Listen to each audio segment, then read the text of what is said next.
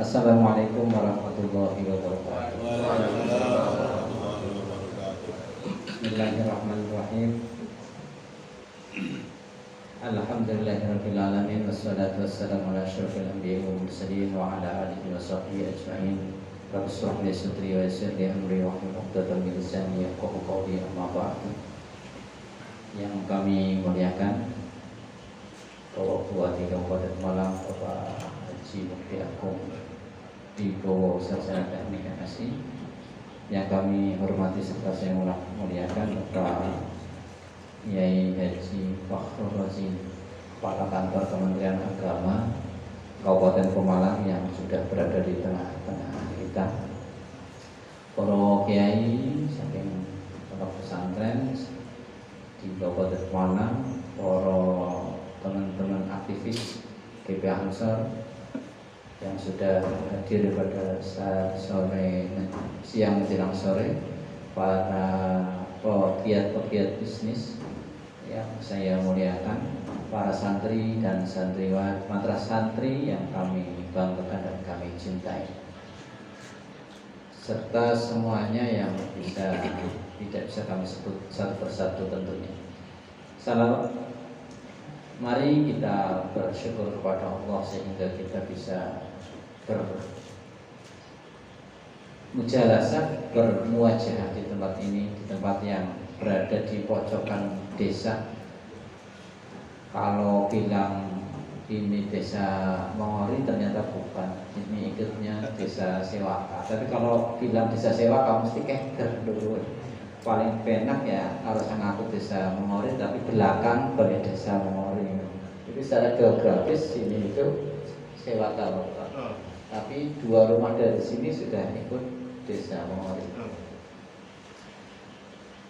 Di pondok pesantren yang sangat mewah ya, karena mepet sawah di sebelah timurnya, tapi itu bagian dari keindahan pondok ini menurut saya.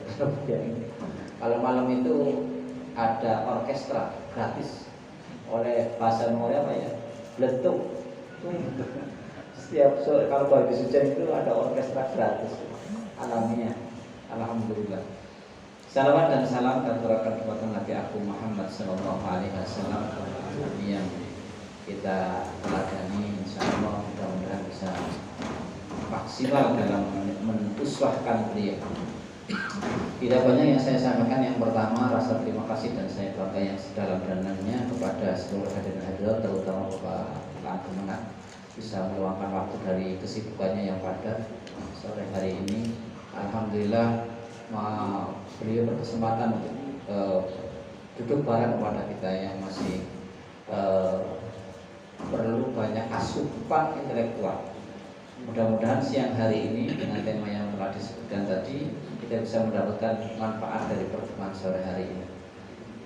Yang selanjutnya mohon maaf yang sebesar-besarnya apabila dalam seluruhnya, baik arus, cara menyajikan, cara yang lain itu kira banyak kita maknai pun, karena secara kelihatan kasat mata memang pondok ini jauh dari sempurna. Penjenengan rawuh di sini mudah-mudahan akan menambah ketidaksempurnaan, akan mengurangi ketidaksempurnaan itu dan menambah barokah di pondok ini. Mudah-mudahan. Amin ya rabbal alamin. Yang terakhir, saya ucapkan terima kasih. Saya ucapkan terima kasih kepada bapak yang hadir sore hari ini. Mudah-mudahan kita bisa mengikuti acara ini dengan paripurna. Teman-teman GP Ansor yang sudah bersama-sama dengan kita berjuang di jalannya Allah, insya Allah mudah-mudahan perjuangan kita kali seluruhnya diterima di sisi Allah Subhanahu wa taala. Demikian yang bisa saya sampaikan, kurang lebihnya mohon maaf. Allahumma kita komentari. Wassalamualaikum warahmatullahi wabarakatuh. Disampaikan terima kasih kepada Sohibul Ma'had Iswahri yang telah memberikan sambutan. Untuk acara berikutnya adalah paparan dari Kepala Kantor Kementerian Agama Kabupaten Malang tentang moderasi agama. Kepada beliau Bapak Kiai Haji Fadil disilahkan. Ya, mungkin. Terima kasih. Assalamualaikum warahmatullahi wabarakatuh. Waalaikumsalam. Yang saya hormati pengasuh pesantren Fahrul Falah, jadi dekat dengan Mengori ini, tapi sesungguhnya adalah Sewaka. Karena kalau dicari tadi di Google itu Mengori di sini, Mengori. Tapi apa yang ternyata masih ikut itu Sewaka. Saya juga menyebut kata itu agak sulit ya. Biasanya O gitu. Jadi Sewaka di daerah sana agak timur Sekoko, Kemloko. Kalau di sini Kemlaka, Sewaka. Yang saya hormati seluruh pengurus cabang Gerakan Pemuda Ansor dan juga seluruh hadirin semua yang berbahagia, khususnya para santri yang pada kesempatan ini juga bersama kita. Puji syukur kami haturkan kepada Allah Subhanahu wa Ta'ala. Kita masih diberi kesehatan, ya, diberi apa itu namanya kesempatan, ya, untuk bisa berjam'iyah di Gerakan Pemuda Ansor ini. Semoga khidmah ini betul-betul tidak hanya bermanfaat ketika kita masih di dunia, dan juga ada keberkahan di dalam kita hidup ini, dan juga memberikan manfaat sampai di akhirat nanti. Amin, Allahumma amin.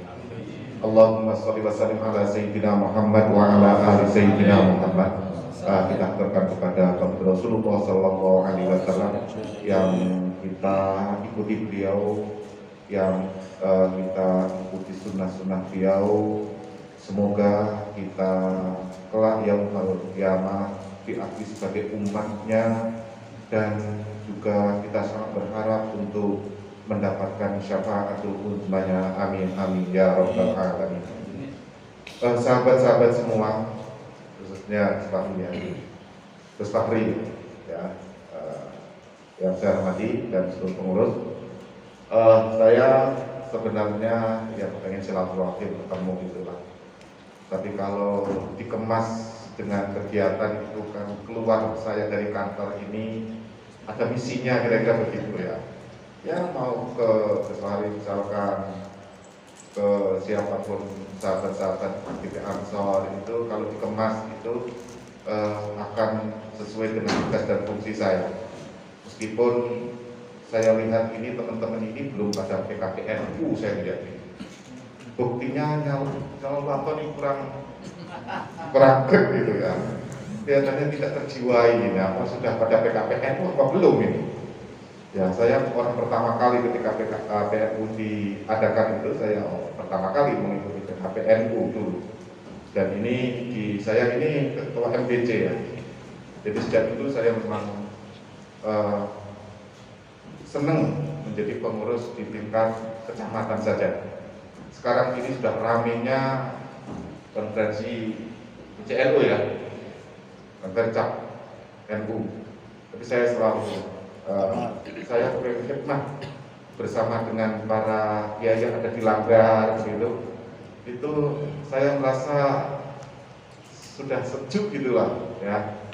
Karena kalau nanti sudah mulai pil-pil itu, saya ketika jadi salah satu ketua GP Ansor itu posisinya bukan main ya. Ya, itu yang satu datang, yang satu datang, ini yang mana ini ya, menjadi pilihan yang tidak. Nah, makanya saya tetap istiqomah. Ya, sudah menjadi ketua MBC yang kedua kalinya, dan alhamdulillah saya juga sudah kemarin mengadakan tanah seharga 960 juta dan sudah dibangun seperti inilah. Belum jadi maksudnya. Ya, semoga ketidaksempurnaan ini dengan kehadiran ini menjadi sempurna, kira-kira gitu. Ya. Sahabat-sahabat semua yang saya hormati, saya akan menjelaskan tentang peta jalan penguatan moderasi beragama. Sebenarnya kalau bicara tentang moderasi beragama di lingkungan Nahdliyin ini sesuatu yang menurut saya kurang relevan. Tapi toh ternyata kita itu dihadapkan oleh atau berbagai masyarakat yang ada di lingkungan kita. Ya, oleh karena itu menjadi relevan karena agar supaya kata Gus Menteri barisannya, softnya itu biar betul-betul lurus softnya, gerakannya sama, kira-kira begitu. Maka ini salah satu prioritas Gus Men.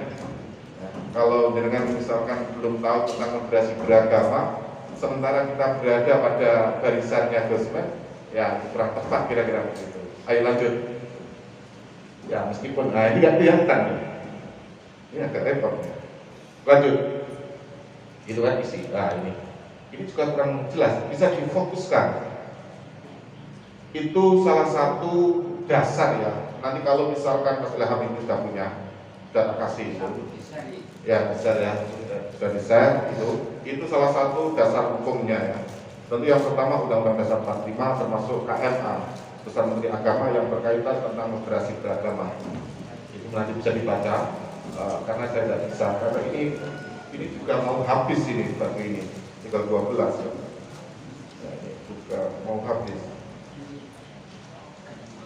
Oh ya, ini ya.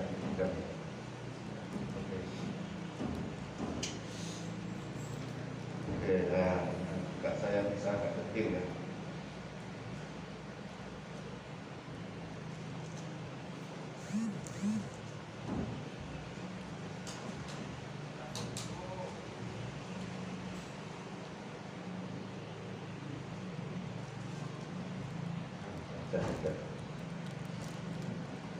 Oke, ya.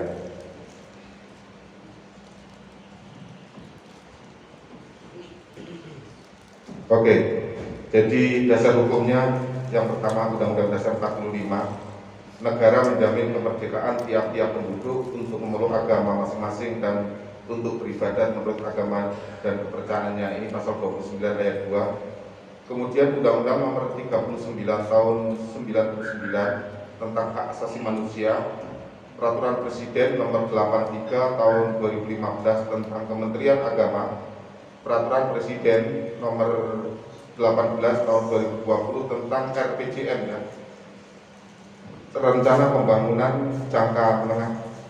Kemudian PMA, Peraturan Menteri Agama Nomor 18 Tahun 2020 tentang Renstra Kementerian Agama. Salah satu renstranya, rencana strategisnya adalah Kementerian Agama yang profesional dan handal dalam membangun masyarakat yang salih, moderat, cerdas, dan unggul untuk mewujudkan Indonesia maju yang berdaulat, mandiri, dan berkepribadian berdasarkan gotong royong. Ya, terus kemudian ini terusnya ke atas atau ke bawah ya?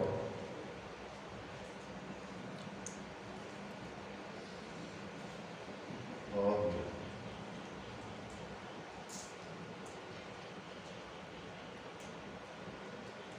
Nah, tidak, ini saya mau rangkin aja. Urgensi dari moderasi beragama. Saya hanya karena ini nanti sudah 1 jam berangkat. Memperkuat esensi ajaran agama dalam kehidupan masyarakat. Yang pertama, tantangan kita dalam memperkuat esensi ajaran agama, berkembangnya cara pandang, sikap, dan praktek beragama yang berlebihan, ekstrim, yang mengesampingkan martabat kemanusiaan. Jadi titiknya adalah praktek keberagaman yang berlebihan, ekstrim. Mungkin kita pernah mendengar yang namanya liberal, kaum liberal, ya, kaum liberal, bahwa cara berpikirnya lebih kepada akal budinya, bahkan mengesampingkan teks-teks yang ada, teks-teks suci maksud saya, mengesampingkan teks-teks suci, mengutamakan akal budinya. Nah, ini yang ekstrim, sehingga akal ini melebihi segalanya, kira-kira begitu. Nah, ini ekstrim. Jadi kalau mungkin kita di negara-negara barat ya, di negara-negara barat itu memang perilaku keagamaan, perilaku beragama, atau mungkin di Eropa kira-kira begitu, ini memang sudah lebih mengutamakan akal budinya. sehingga agama ini tidak menjadi tidak menjadi menginspirasi terhadap setiap perilaku orang itu, tidak setiap, lebih kepada bagaimana cara pandang masyarakat di lingkungan itu. Jadi kebaikan seseorang itu bukan didasarkan pada tek-tek agama yang secara normatif, mungkin kalau Islam di Al-Quran maupun Al-Hadis, kalau orang-orang Kristen mungkin di Injilnya, bukan itu ya. Makanya kalau dengan membaca sering, kalau disuruh memilih ke gereja atau nonton bal gitu ya, di Eropa, pasti jawabnya nonton bal, kira-kira begitu ya, karena memang agama mereka mereka beragama, akan tahu tentang sikap perilakunya ini tidak agamanya tidak menginspirasi bagi perilakunya. Kalau di kita enggak ya, kita mau membuat undang-undang saja, di dalam benak mindset kita itu pasti ada agamanya. Misalkan ya, sekarang yang baru diperbincangkan di Pemalang ini undang-undang perda pesantren kira-kira. Itu pasti dalam benak kita bagaimana menghadirkan pondok pesantren ini menjadi bagian peran pendidikan dan negara hadir, kira-kira begitu ya. Peran masyarakat yang telah dibangun oleh masyarakat Pemalang ini negara hadir, kira-kira begitu. Ini mindset kita itu begitu. Lah, masyarakat Pemalang ini masyarakat agamis, ya. Otomatis nanti setiap item per item dalam peraturan regulasinya pasti terinspirasi nilai-nilai agama. Ya, nilai-nilai agama. Makanya judul ini sangat memiliki prospek yang bagus ya. Kalau misalkan pondok pesantren, pemberdayaan ekonomi pesantren, hubungannya dengan moderasi beragama ini hubungannya baik-baik saja, tidak ada masalah pesantren. Kita tidak begitu ya. Bagaimana membangun komunitas masyarakat pesantren ini di masyarakat yang sangat plural ini, yang sangat majemuk ini, pesantren ini tetap bisa eksis. Karena sekarang sudah ada polarisasi. Sekarang itu ada polarisasi, baik polarisasi partai politik, polarisasi ekonomi, bisa jadi loh sekarang. Saya seorang pengusaha besar begitu, pengusaha besar, mungkin sudah triliunan kira-kira begitu. Kemudian saya seleksi untuk pekerja-pekerja yang akan bekerja di perusahaan saya karena terpolarisasi. Ya, tadi saya sudah bincang-bincang banyak Gus tadi. Ya, saya memang mau mendirikan semacam penyaluran tenaga kerja Jepang, dan ini saya baru merancang, dan ini insya Allah dalam waktu dekat ada siswa yang ada di yayasan saya 3 ini yang akan berangkat. Jadi nanti akan saya woro-woro 3 saja saya selesaikan bisa berangkat, kemudian nanti prosesnya berarti seperti yang pertama kira-kira begitu. Kalau ini belum sukses, nanti belum saya launching, kira-kira begitu. Ini sebagai warga negara yang baik, tentu adaptasi budaya ini merupakan keniscayaan. Tapi kalau itu sudah terpolarisasi, saya punya perusahaan besar, ya kemungkinan saya juga akan melakukan hal yang sama. Ya, nanti saya juga begitu. Kalau ini nanti insya Allah dalam 1 tahun ini nanti dalam proses ini nanti yang mau ke Jepang ya apapun agamanya ya kira-kira harus bisa dan jalal waton hubbul waton minal iman, ya begitu. Ini polarisasi ya, dan itu memang tidak bisa dinafikan. Nah sebenarnya ini hanya rasa nasionalisme yang dibangun kaum Nahdlatul Ulama agar supaya cinta terhadap tanah airnya itu lewat begitu-begitu. Maksud saya kalau itu betul-betul dilakukan ketika ke Jepang, tetap aku Indonesia gitu loh. Maksudnya begitu. Tetap Indonesia gitu loh. Aku adalah Indonesia gitu ya. Masih karena punya kalau nanti pulang harapannya bisa berinvest, kira-kira begitu.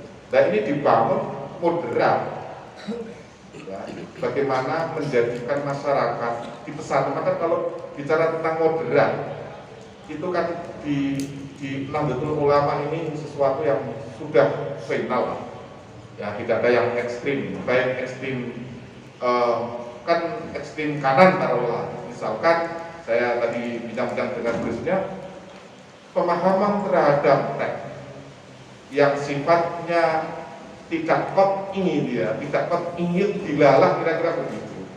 Yang demi dilalah itu kan berarti melahirkan pemikiran ijtihad, kan kira-kira begitu. Ketika orang ingin melakukan ijtihad kan tidak bisa kemudian orang itu membenarkan atas ijtihadnya yang mutlak, kan tidak bisa. Ijtihad itu meskipun mujtahid mutlak, taruhlah begitu, kan tidak bisa.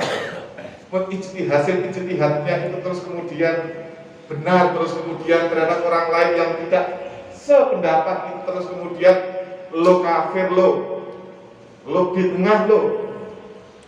Ini yang saya katakan tidak moderat pemahaman keislamannya. Dan ini berbahaya, di Republik ini berbahaya karena tadi saya sampaikan di Indonesia ini majemuk masyarakatnya, plural, bermacam-macam, ya.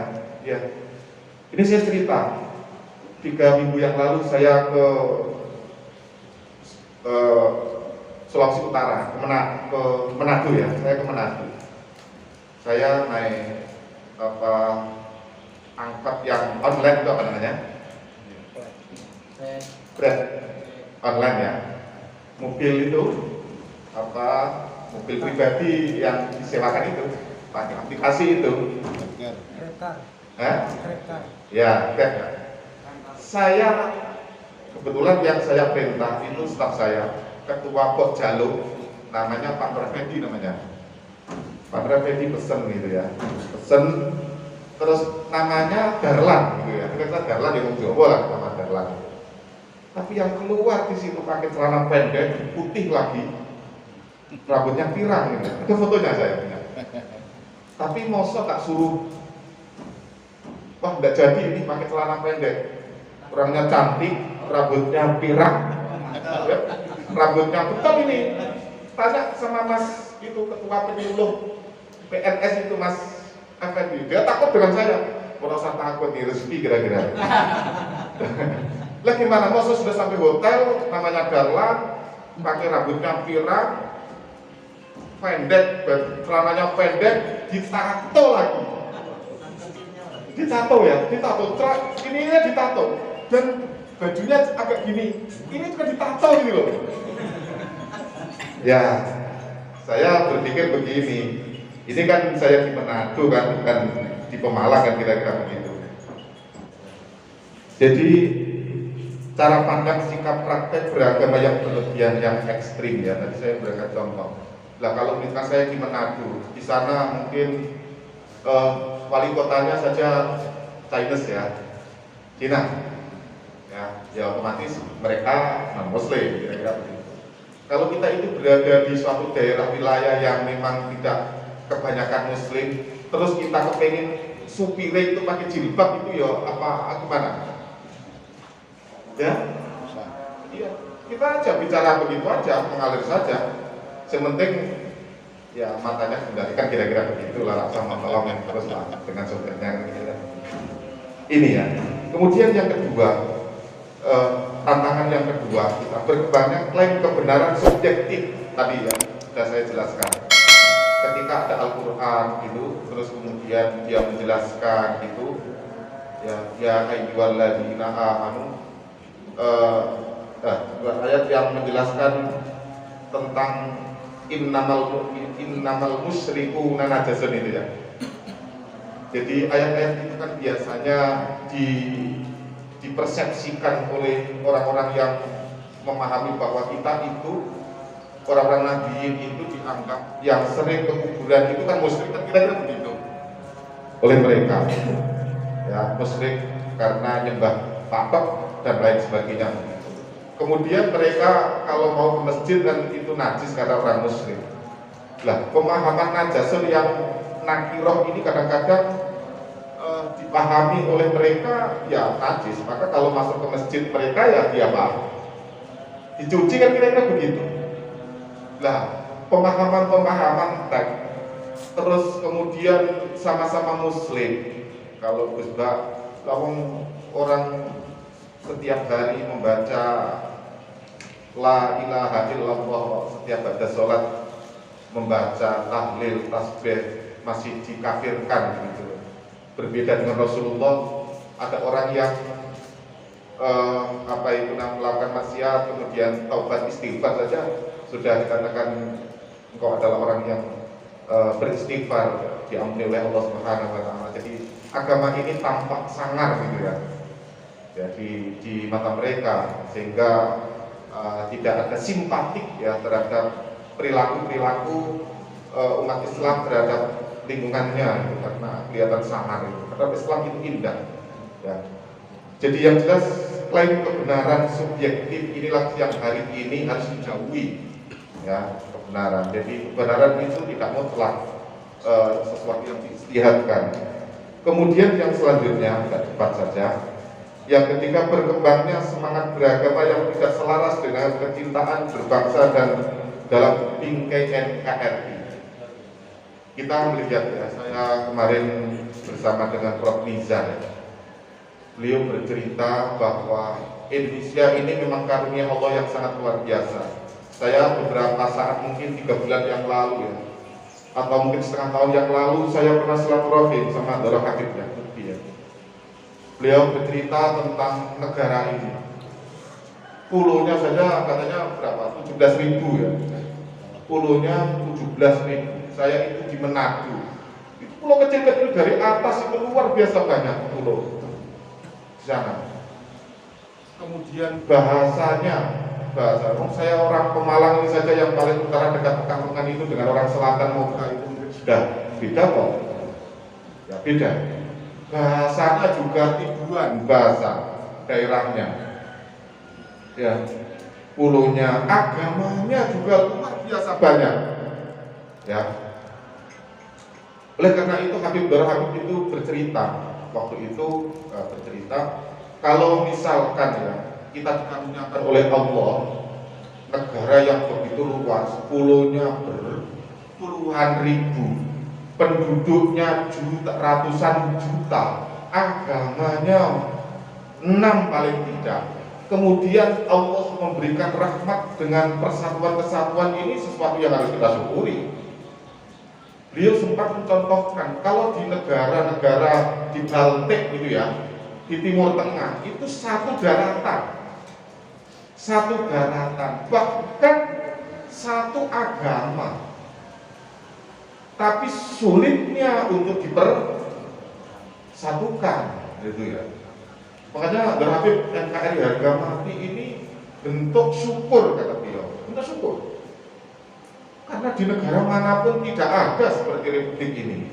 Katakan Dara Habib begitu, tidak ada, di mana saja tidak ada. Maka beliau, nah sekarang yang merekatkan kebinekaan yang masih kokoh itu katanya tinggal NU dan tentara, katanya. Itu begitu, NU dan tentara.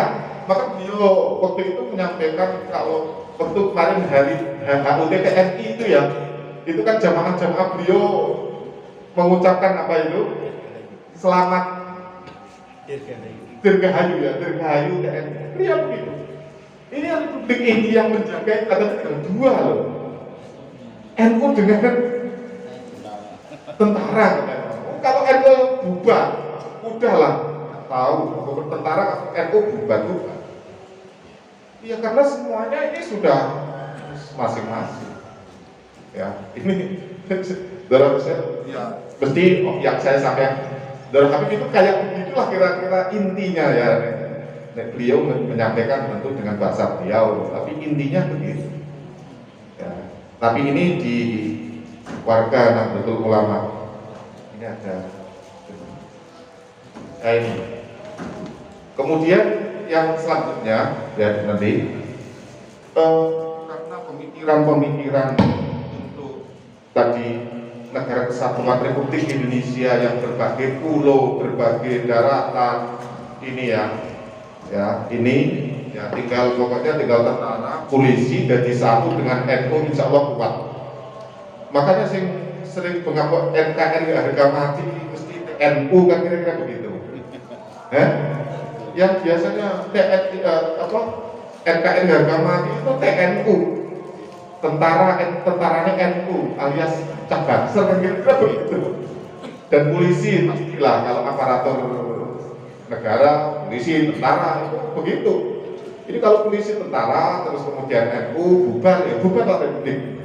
Ya, oleh karena itu dalam hal ini kami berharap kebersamaan kita bersama dengan TNI, kita bersama dengan polisi, kita dengan aparatur ini harus pasti kita kuatkan agar supaya ini, karena ini sekarang sudah pada miring-miring organisasi itu sudah mewacanakan nanti adat yang paling dekat sini mana?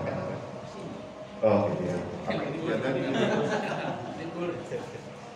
Gimana? Ya ada. Oh gitu ya. Jadi itu saya berharap kita teguhkan. Jadi Bhinneka Tunggal Ika, kebinekaan inilah yang kita memahami kebinekaan, keperbedaan. Inilah yang bisa Republik ini akan semakin bagus kalau kita bisa merawat.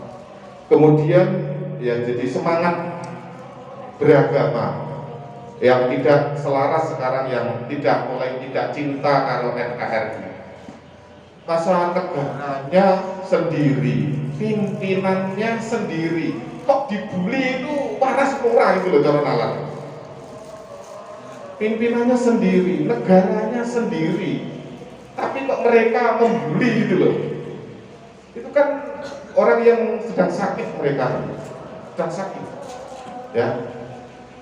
Jadi kita sepakat Undang-Undang Dasar 45 mengatur presiden itu 5 tahun, sudah 5 tahun.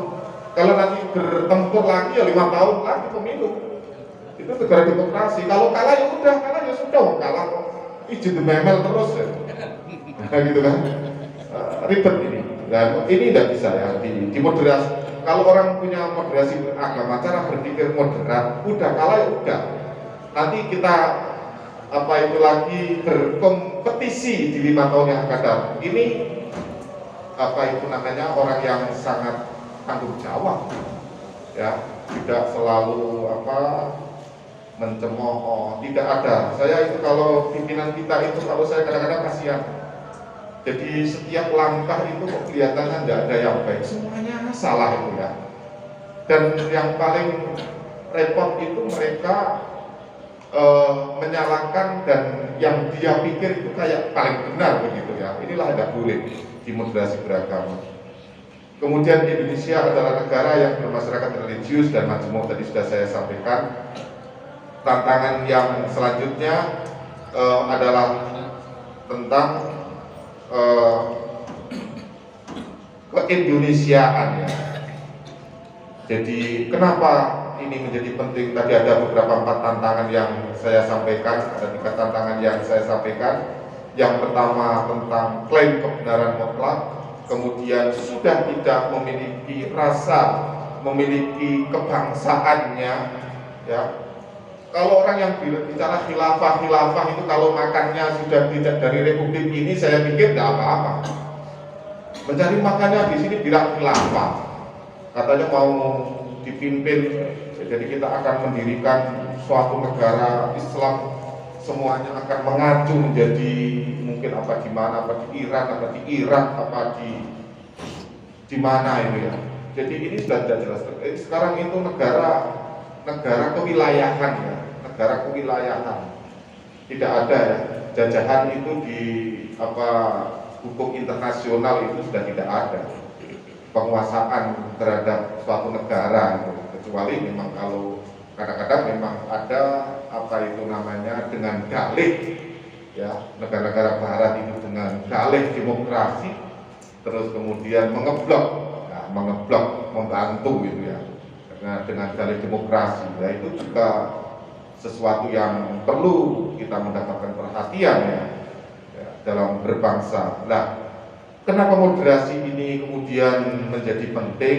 Ya, tadi kemajmukan bernegara, kita bisa memahami cara pandang beragama. Ya. Moderasi beragama itu ya kalau orang mendefinisikan ya pengetahuan, sikap dan perilaku keberagamaan yang moderat. Pengetahuan, sikap dan perilaku keberagamaan yang moderat atau wasatiyah lah, kalau bahasa agama wasatiyah ya.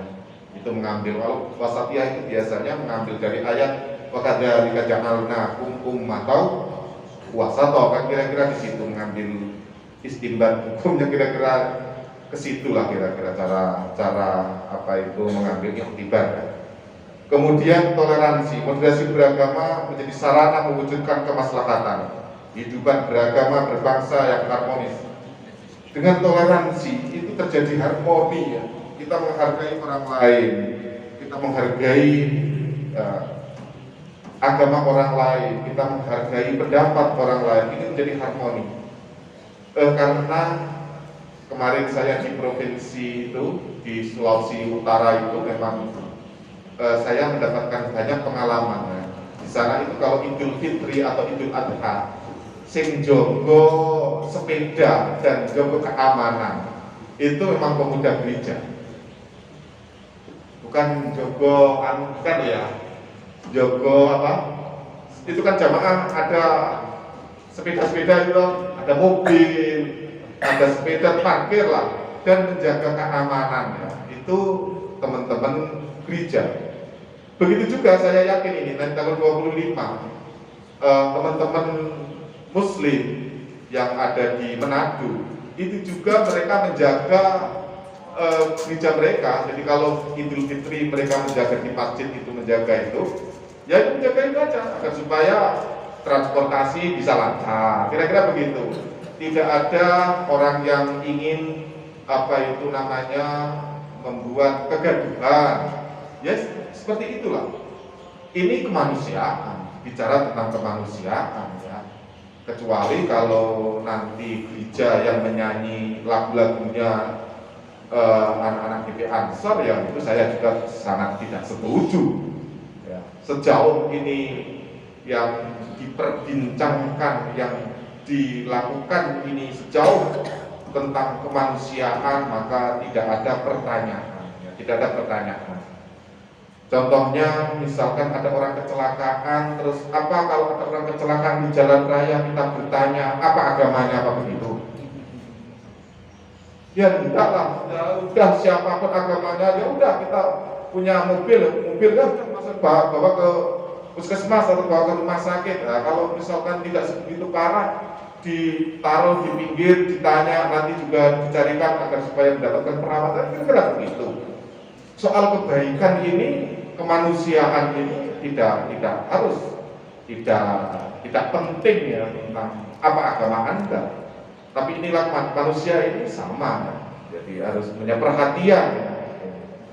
Makanya kalau itu yang dilakukan, maka ada harmoni ya, negara ini akan menjadi damai. Tapi kalau sekarang ini kemudian di intern umat beragama, intern bukan antar ya, di intern saja ini sudah terjadi kegaduhan, ya saya tidak bisa membayangkan kalau kegaduhan ini dibiarkan ini nanti juga disintegrasi atau terjadi NKRI, Negara Kesatuan Indonesia, ya saya tidak tahu, kan kira-kira begitu.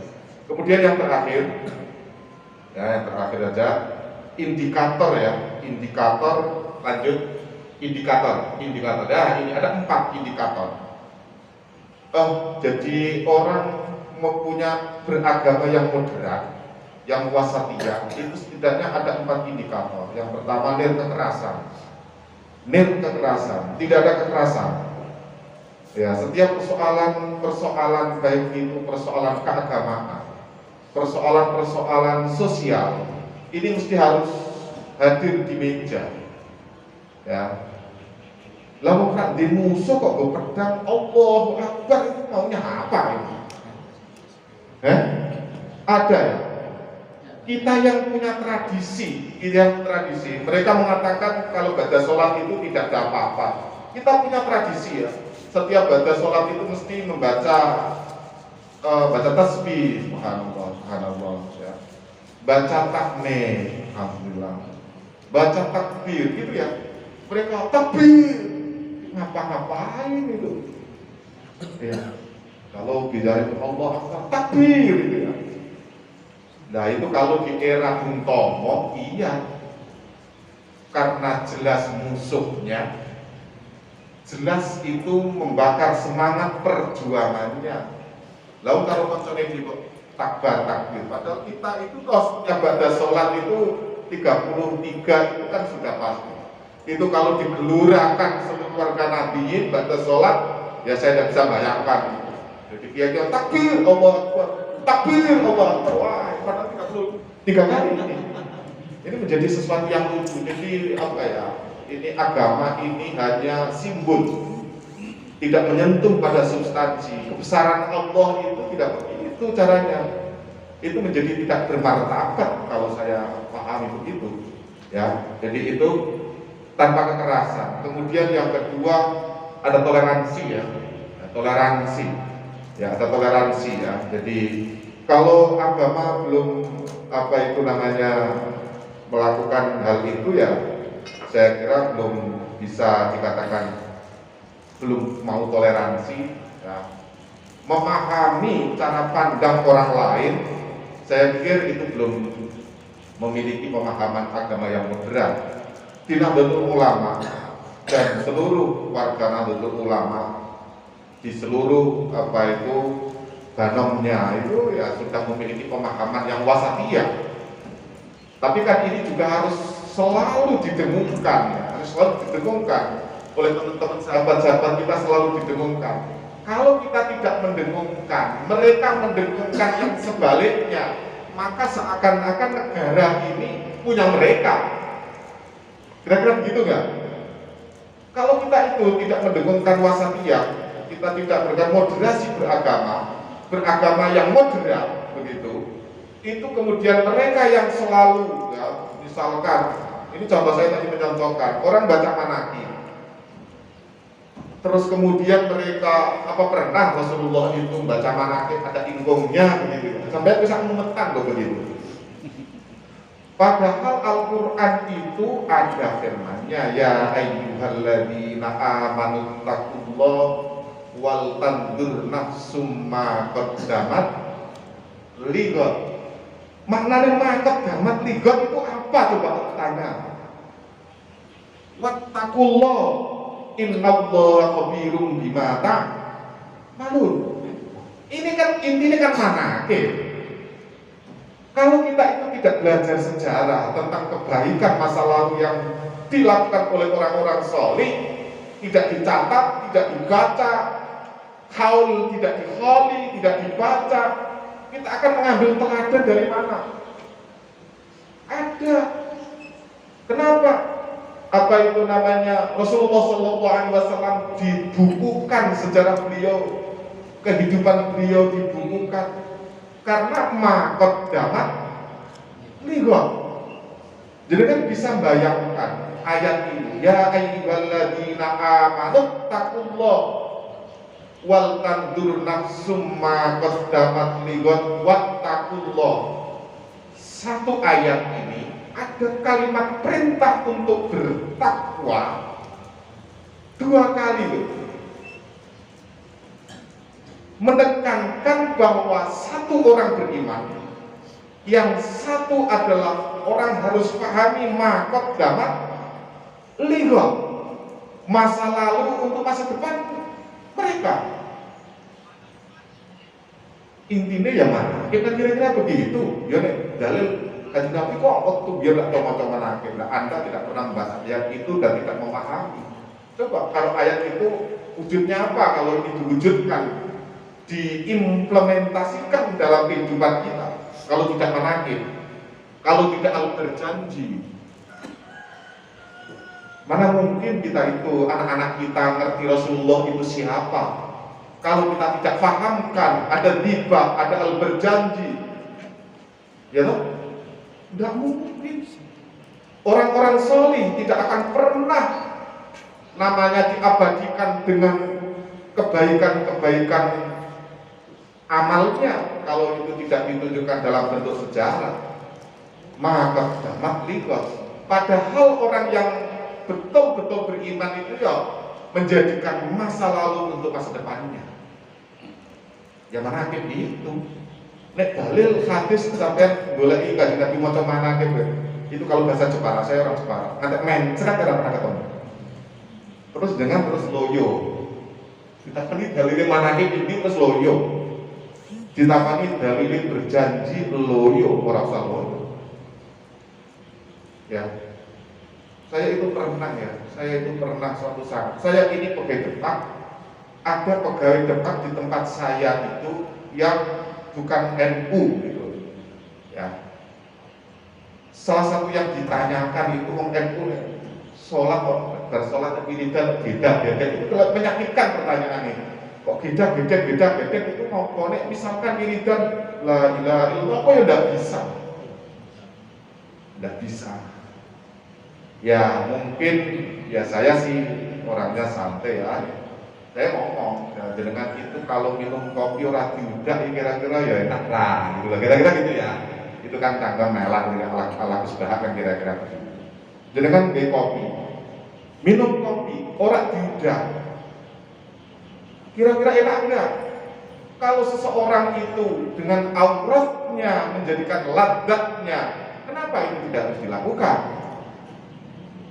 Ya meskipun secara tarikah itu sih saya pernah ya punya, kan guru saya juga tarikah Qadiriyah Naksabandiyah. Itu juga kalau wiridnya begini memang la ilaha illallah, la ilaha illallah membentuk huruf lam ya. Tidak. Jadi coba kalau kalimat itu tidak artinya tidak ada Tuhan selain Allah, tapi tidaknya itu hentakannya berbeda dengan kalimat berikutnya, itu sama enggak? Sama enggak? Ya berbeda. Sama ya, misalkan ada apa itu terkib fi'liyah misalkan. Neng justru maf'ulnya didahulukan. Sama enggak? Beda. Ya, itu khususiyah namanya. Taksis namanya. Hanya engkau. Tidak ada Tuhan maksudnya. Tidak. Nah, begitu hentakannya itu ada. Inilah orang-orang yang tidak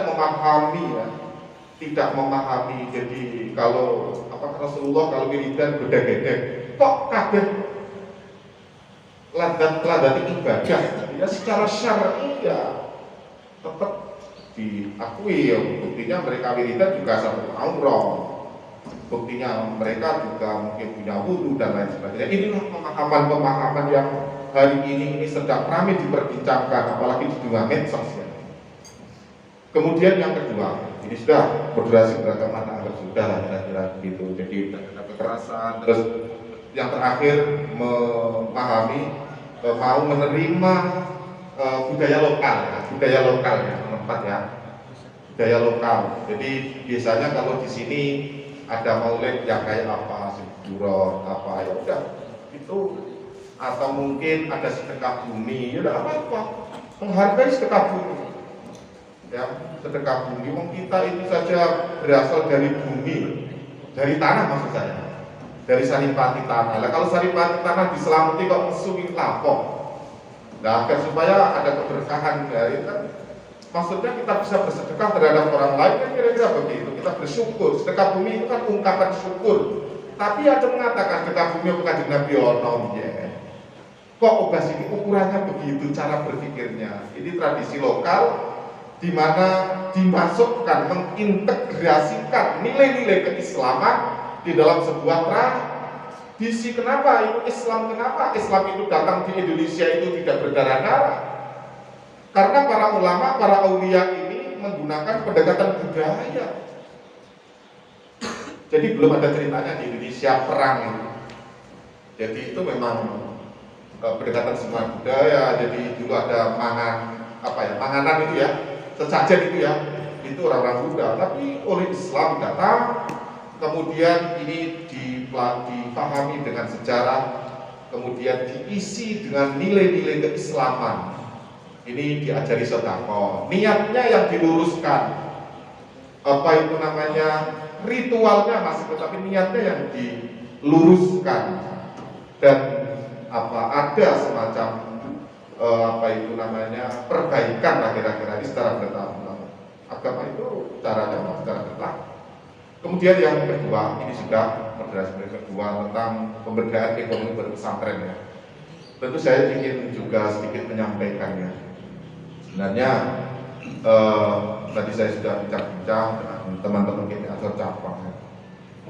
Kalau ingin GP Ansor yang saya tahu ya, saya ini orang GP Ansor tahun 80-an lah kira-kira, saya sudah keluar dari pondok, pulang itu ya sudah di GP Ansor yang sebelumnya di Pergerakan Mahasiswa Islam Indonesia, kemudian pulang aktivis di mulai tahun 80-an, 90-an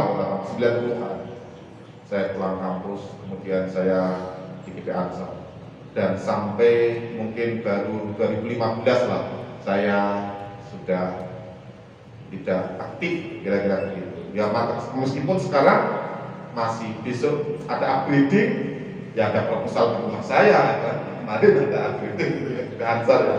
Iya, ya ada proposal saya datang ke rumah saya, ya udahlah apa-apa ya, kan harus berbagi kira-kira begitu ya. Rumongso orang kalau sebenarnya besok aja, jadi mau ada upgrading besok dari akad apa-apa itu memang di GP Ansor. Saya tidak tahu kalau di Pemalang, tapi saya ini sudah kira-kira ya kalau tahun 90 kemudian sampai sekarang tahun 2000 kan hampir 30 tahun ya. Itu setiap tahapan mulai sebelum reformasi, pasca reformasi sampai sekarang ini ada perbaikan, sedikit perbaikan ya. Ketika saya menjadi pengurus GP Ansor cabang, wakil ketua saya, bukan ketua, wakil ketua saya, dan sebelumnya menjadi bendahara GP Ansor, itu memang sahabat-sahabat saya itu belum semuanya ini memiliki pekerjaan ya, pekerjaan. Jadi mereka luar biasa khidmahnya terhadap GP Ansor di Banser, akan tapi memang pekerjaannya ya serabutan lah kira-kira begitu, serabutan. Kemudian memang saya punya berpikir begini, kalau misalkan saya dengan kakak saya mau membuat semacam pelatihan untuk magang di Jepang, itu memang nanti sasarannya GP Ansor, karena selama ini ya belum memiliki kader-kader yang kemudian dari jadi NU dan secara ekonomi ini mapan, dan sekarang butuh. Makanya saya cermati bukan itu ya, kalau orang tanya berapa persen orang NU, ya kira-kira 80% lah kira-kira dari penduduk 1,3 juta. Tapi kan belum pernah sejarahnya ya. Jadi pernah ya sejarahnya, pernah sekali ketua GP Ansor menjadi bupati ya, dua periode ya, ketika era saya ya, namanya Mas Bambang Budiono, itu ketua GP Ansor menjadi bupati, dan sekarang ini tidak pernah sampai hari ini. Itu awal reformasi ya, awal reformasi tahun 2002, dua periode, dan sampai sekarang selalu menjadi penonton.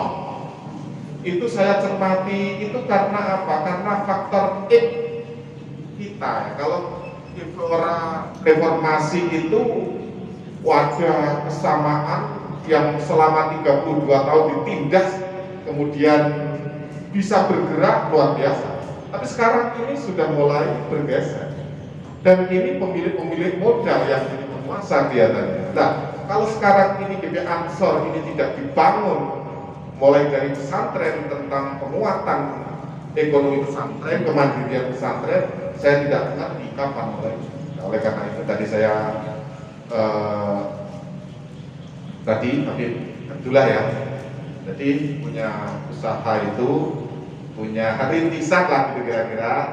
Insya Allah saya membantu, kami membantu insya Allah. Jadi nanti yang telah dilakukan kemudian yang mau dikembangkan lagi apa, nanti kita berbagi donatur, nanti bisa saya jadikan. Kalau ini contoh saja, kalau Cilok dodol makanan yang di sekolah-sekolah apa itu ya, yang kayak sate itu apa itu ya, cilok lainnya kan ada ya. Ya begitu kan modalnya paling 2 juta ya, sekitar 2 juta. Kalau dengan punya 10 yang dibina, modalnya kami nanti 20 juta lah kira-kira. Ya nanti dibuat proposalnya, latar belakangnya apa, terus yang dibina sudah berapa, terus rencana berikutnya berapa, itu nanti kita solvent lah kira-kira. Ya doakan saya tidak cepat dipindah gitu ya. Jadi pindah kan terus hanya janji tok ya. Iya, janji tok kan kira-kira begitu ya. Tapi istilahnya nanti ya tak titip lah, sing lanjut sapa gitu ya. Ya gitu ya. Ya saya tidak tahu, saya ini kan prajurit ya. Prajurit itu kan bisa di mana saja, kapan saja. Nah itu kan yang paling sekarang penguasa kami itu kan Gusmen kan kira-kira begitu ya. Ini pemberdayaan ekonomi, dan juga pesantren-pesantren itu memiliki bukan dari awal ya, yang telah memiliki rintisan usaha. Mungkin nanti ada cara pengembangannya ya, nanti kita bisa bekerja sama kira-kira. Yang saya bidik memang pesantren dan GP Ansor, karena kalau sudah NO itu udah lewat lah. Terus umur saya 50 mau usaha apa kan kira-kira begitu. Kalau jenengan itu kan di bawah 40. Kalau begini, kalau Mbah Mun itu kan kalau umur 7 sekolah TK kan kira-kira begitu. Kalau 7 tahun berikutnya 14 tahun anak-anak, gitu kan, masa belajar. Kemudian 7 tahun umur 11 tahun nikah kan begitu. Kemudian tambah 7 tahun berarti berapa? Selingkuh tambah 28, cari pekerjaan kan bahkan begitu ya. Umur 35 harus sudah punya pekerjaan kan begitu. Ya. Kemudian ditambah lagi 42, kok urung suge ya, wis rasa suge kan bahkan katanya begitu. Wis tak kere katanya begitu. Kan gitu. Ya makanya. Iya makanya ya asal gitu. Iya, jadi bangun. Wis kere tentang 40 tahun udah dikerjaan wis tak kere gue. Iya, saya itu kalau begitu saya udah tahu ya, bangun begitu ya saya cermati gitu ya. Ya, alhamdulillah ya. Terus saya memang kan ya, terus saya udah sih tahadus bin ya. Saya umur 42 memang saya sudah haji memang. Jadi usia 38 ya saya sudah daftar. Itu berarti memang di umur 30 sekian itu ya, tadi bangun dan diceritakan 35 itu sudah betul-betul wis ngumpul gitu loh. Iya, tak pikir-pikir. Jadi kalau umur 45, umur 50 belum punya jabatan, ya wis sudah dikuli bisa terus lah kira-kira begitu. Ini kebetulan saya umur 50 dapat jadi kepala kantor kira-kira. Jadi Mbah Mun itu ternyata, oh ya Mbah Mun cocok gitu loh ya, apa? Ya karena saya pernah jadi santrinya tahun 84 lah. Ya, saya pasangan dari Kajen, saya ngaji di Kajen ya. 80 sampai 86 saya ngaji di Kajen. Ya, saya di Kulon Banon ya. Situ ada makam Mbah Utamakin. Saya sebelah baratnya, Kulon Banon. Saya mondok di situ 6 tahun. Kiainya Fakhrul Razi, sama persis dengan nama saya. Karena bapak saya dulu santrinya Kiai Fakhrul. Fakhrul masih sugeng, saya anak. Jadi sudah bapak itu santrinya dulu Mbah Nawawi. Mbah Nawawi berada dengan Mbah Salam. Mbah Salam itu namanya Mbah Dullah Salam. Mbah Salam itu Mbah Sahal itu kan keponakannya karena Kiai Mahfud kan kira-kira begitu. Saya di situ, makanya Fakhrul Razi tak Fakhrul ya dengan guru saya. Ketika saya mondok di Pulau Banon, dulu wesel saya yang warnanya coklat itu masuk ke rumahnya Kiai Fakhrul Razi, kemudian Fakhrul bilang, "Dikai jeneng bapakku toh, Fakhrul gitu." Jadi Fakhrul Razi Marwan gitu ya. Berarti bukan Fakhrul Razi Nawawi, karena Kiai Fakhrul itu putranya Kiai Nawawi. Ya, Kiai Nawawi itu pernah kakaknya Mbah Dullah Salam, Mbah Salamnya. Jadi nasabnya lebih dulu Mbah Duri Nawawi kan kira-kira saya baru di Kajen 6 tahun. Kemudian di Mangguludan saya dengan Kiai Mustafa. Ya, insya Allah saya punya, insya Allah saya ngaji Qurannya dengan Mbah Mustafa ya.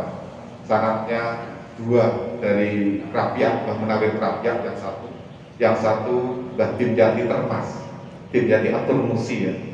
Ya, saudaraipun Kiai Mahfud Abdul Musi. Ya, jadi merasa diundi-undi aku. Ya, jadi uang NU yang ngaji itu di sanat kira-kira begitu ya. Kalau tidak sanat ya kayak samping kayak Mbah Google ya, dia bisa kok Mbah Google apa Mbah Google. Ya, jadi kalau punya sanat itu apa ngomong sing ora pantes itu kan eling dulu nih, kira-kira begitu. Ya, inilah mungkin sedikit tadi masalah ekonomi. Kami juga berharap nanti ke depan ya, ada di UPZ kami itu ada 1,8 miliar. Tapi kami ini dibagi oleh apa itu namanya al-asnaf at-tamaniyah itu ya. Ya, ada 8 asnaf gitu ya. Dibagi, ada yang miskin, ada yang guru, ada yang penjaga kantor, ada yang macam-macam lah. Dan salah satunya ini nanti mungkin kita 100 juta nanti akan untuk ekonomi produktif gitu ya. Kalau dengan ini bisa mengambil kira-kira punya proposal dan logis itu, jangan hanya buat proposal, saya tidak mau. Saya itu orang yang tidak mau suka yang abu-abu, temenan gitu. Ya, nanti yang sudah punya usaha, yang punya rintisan, ada dokumennya, ada, kemudian dikembangkan. Inilah yang dinamakan kemandirian pesantren, kemandirian generasi muda NU. Nah, itu ya. Jadi itu mungkin sedikit yang saya sampaikan dan bisa didiskusikan untuk bagaimana kita antar ke depan dalam membangun ekonomi, sehingga dengan ekonomi yang mapan bisa melahirkan generasi-generasi yang modern. Kira-kira begitulah itu kesimpulannya dari saya. Demikian yang bisa saya sampaikan, kurang lebih mohon maaf. Akhirul kalam, wallahu a'lam bishawab. Assalamualaikum warahmatullahi wabarakatuh.